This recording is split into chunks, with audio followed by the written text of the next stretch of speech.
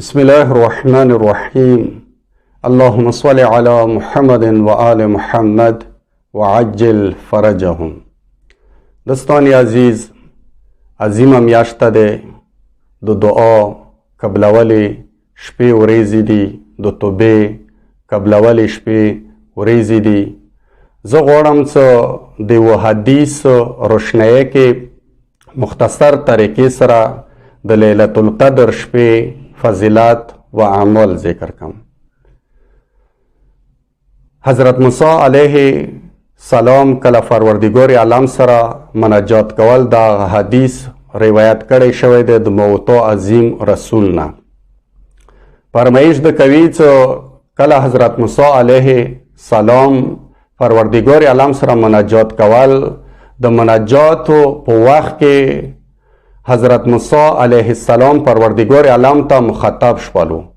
څه د ورته یې ورته قال موسی الهی اریدک.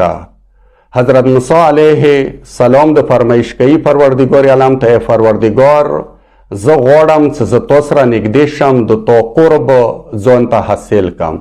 پروردگار عالم د ورته یې ای موسی که چیرې ته غواړې چې د مو قرب حاصل کی ځان د پاره، قال قربی لمن استيقظ لیلة القدر.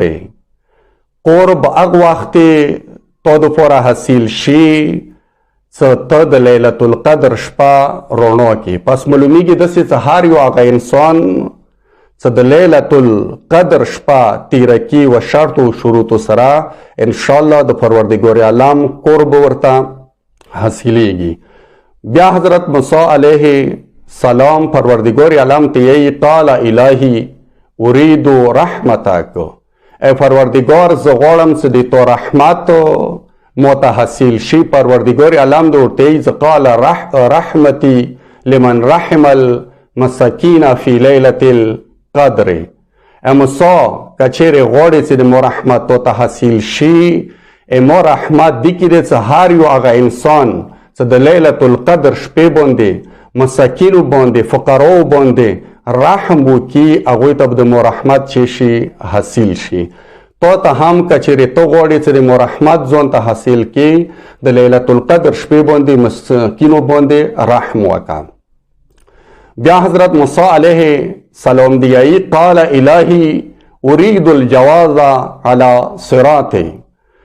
ای پروردگار زه د فل صراط تللی باندې اجازت غواړم، د دې جواز غواړم چې موته حاصل شي. پروردگار عالم د ورته یې چې جواز منحصر دی په دې شي باندې. قال ذلک لمن تصدق بصدقة لیلة القدر.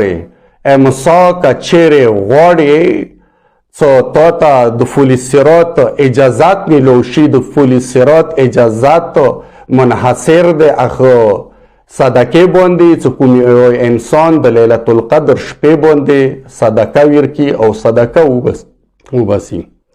بیا حضرت موسی علیه السلام بیایي قال الهی اريد من اشجار الجنة وثمارها. ای پروردگار زه غواړم د بهشت نعمتونه موته حاصل شي، د بهشت نعمتونه غواړم.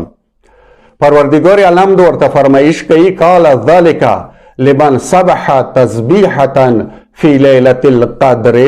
ای موسی د ایمان نعمتونه د بهشت نعمتونه هغه وخت حاصلیږي چې که چیرې کوم یو انسان د لیلة القدر شپې کې د مو تسبیح وکړي.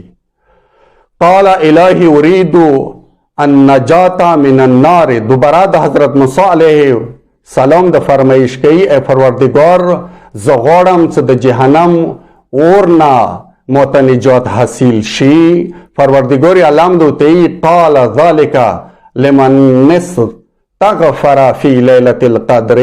که چیرې کوم یو انسان د لیلة القدر شپې باندې استغفار وکړي، هغوی ته نجات ملویږي د جهنم اور نه. بیا حضرت موسی علیه سلام پروردگار عالم طرف ته مخاطب شور ته یې قال الهی اريد رضاک. ای پروردگار زه غواړم چې د تو رضایت مو ته حاصل شي. پروردګار عالم د ورته فرمایش کوي قال الهی اريد رضاک، ای پروردګار زه غواړم چې د تو رضایت مو ته حاصل شي. پروردګار عالم د ورته یي قال رضایا لمن صلى رکعتین فی لیلة القدر.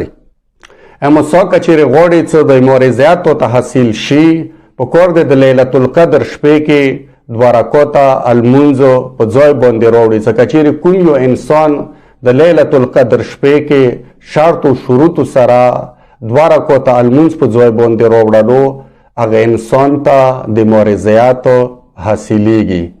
پس امید دوستانو نه خپل واس او استطاعت مطابق سره انشاءالله دغه شپې ورځې قضا نه کړي، خپل واس مطابق سره څه هر څومره انسان نه کېږي مستحبي اعمالو ته په کور د اهمیت ورکړي او په ځای باندې راوړي. والسلام علیکم ورحمت الله وبرکاته.